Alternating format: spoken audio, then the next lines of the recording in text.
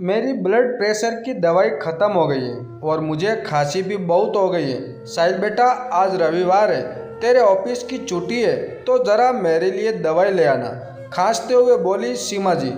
एक दिन तो ऑफिस से छुट्टी मिलती है माँ, और उसमें भी आप और पापा अपनी फरियादों की लिस्ट शुरू कर देते हो। कितना भी कर लो, मगर आपको मुझे कोई ना कोई शिकायत लगी रहती है। एक दिन तो मुझे चैन से घर में आराम करने दो।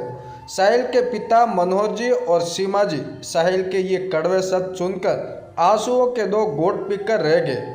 वैसे भी साहिल ने ये पहली बात थोड़ी कहा था। मनोहर जी ने जब पिछले सप्ताह साहिल से आंखों का चश्मा ठीक करवाने को कहा था, तब भी साहिल ने यही कहा था, आपको और माँ को वैसे भी क्या काम है, सोने और खाना खाने के अलावा खुद तो रोज़ घर में मज़े से रहते हो, मगर मुझे एक दिन भी मज़े में नहीं रहने देते। रविवार आता नहीं है कि कभी बाम की शीशी ला दो तो कभी दवाई ला दो। पूरे सप्ताह तो मैं वैसे भी व्यस्त रहता हूँ, एक रविवार तो मिलता है आराम के लिए, उसमें भी तुम दोनों अपनी फरियादों की लिस्ट मुझे पकड़ा देते हो। सीमा जी और मनोहर जी दोनों की अब उम्र हो चली थी। उम्र अधिक होने के कारण वे दोनों ज़्यादातर बिस्तर से उठ नहीं पाते थे। दोनों वृद्ध दंपति बीमारियों से ग्रसित थे, जिस वजह से दोनों पूरी तरह बेटे बहू पर आश्रित थे। 25 वर्षीय सीमा जी जब से एक बार बाथरूम में गिरी थी, उसके बाद फिर कभी चल ही नहीं पाई थी। और मनोहर जी भी हार्ट अटैक के बाद की गई बाईपास सर्जरी के बाद बीमारी रहते थे। बेटा बहू का ही आसरा था इस उम्र में, मगर वे लोग भी वृद्ध दंपति पर ध्यान नहीं देते थे, और कुछ भी कहो तो कहते थे इनकी शिकायतें और फरियादें कभी ख़त्म ही नहीं होती। साहिल अपने माता पिता को खरी खोटी सुना रहा था, उतने ना उसकी पत्नी निशा का फ़ोन आता है, जो पार्लर में फेशियल कराने गई थी। निशा बोली, साहिल मैं या पार्लर में हूँ, क्या तुम मुझे लेने आ सकते हो? साहिल, जिसकी आवाज़ अपने माता पिता के लिए इतनी कठोर थी, निशा का फ़ोन आने पर जैसे उसकी आवाज़ में मिश्री घुल गई हो। हाँ डार्लिंग, अभी आता हूँ, वैसे भी आज संडे फ्री हूँ, बोलकर उसने अपनी बाइक की चाबी निकाली और तुरंत निशा को पार्लर लेने चला गया। निशा और साहिल बाहर से आते वक्त अपने साथ खाने पीने का सामान भी ले आए, मगर किसी ने अपने माता पिता को खाना खाने भी नहीं पूछा। दोपहर के 3 बज चुके थे, मगर अब तक किसी ने मनोहर जी और सीमा जी को खाना नहीं दिया था।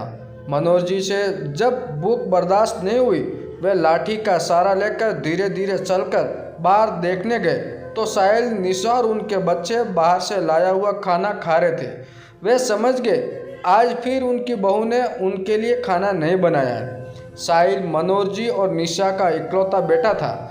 जिस साहिल को पढ़ाने लिखाने उसके माता पिता ने अपना खून पसीना एक कर दिया था, वही बेटा बड़ा होकर इतना बदल जाएगा, ये किसी ने सोचा तक नहीं था। मनोहर जी अपने कमरे में आए तो देखा बेचारी सीमा जी जोर जोर से खांस रही थी। सीमा जी के पास पड़ी बोतल का पानी भी खत्म था। बहू तो कभी सास ससुर के कमरे में ही नहीं आती थी। कभी कभार दोनों पूरे दिन भूखे ही रह जाते थे। कभी कभार बहू खाना देती थी तो खा लेते थे, वरना भूखे ही सो जाते थे। सीमा जी खांसी की आवाज़ सुनकर बाहर बैठी निशा जोर से चिल्लाई, बुढ़िया पूरे दिन खांसती रहती है, चैन से खाना भी नहीं खाने देती। साहिल बोला, उन दोनों को काम ही क्या है, तुम क्यों गुस्सा करके अपना मूड खराब कर रही हो? मनोहर जी और सीमा जी फिर आंसुओं के 2 घूंट पीकर रह गए। मनोहर जी लाठी का सहारा लेकर रसोई में गए और सीमा जी के लिए पानी ले आए। साहिल ये देखकर मनोहर जी के कमरे में आकर गुस्से में बोला, पापा हम क्या खा रहे हैं, यही देखने आए थे ना। आप लोगों के लिए निशा खिचड़ी बना देगी, जो थोड़ी देर बाद आपको मिल जाएगी। यूँ किसी का खाना जागने आना अच्छी बात नहीं, समझे? कहते हुए साहिल ने जोर से उनके कमरे का दरवाज़ा बंद कर दिया। मनोहर जी तो बेचारे पानी लेने आए थे।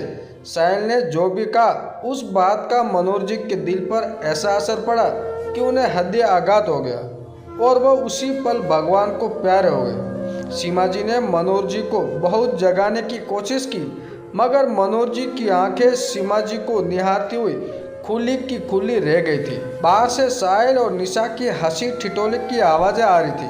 किसी को अपने माता पिता की कोई फिक्र नहीं थी। सीमा जी ने पास पड़ी मच्छरों को मारने वाली दवाई उठाई और खा ली, और वो भी मनोज जी के कंधों पर सिर रखकर हमेशा के लिए उन्हीं के पास चले गए।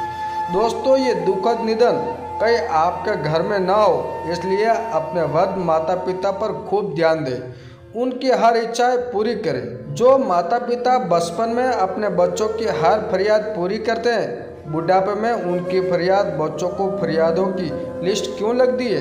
दोस्तों, ये कहानी आपको कैसी लगी कमेंट करके ज़रूर बताएं, और हमारे चैनल पे नए हो तो हमारे चैनल को सब्सक्राइब जरूर कीजिएगा। धन्यवाद दोस्तों।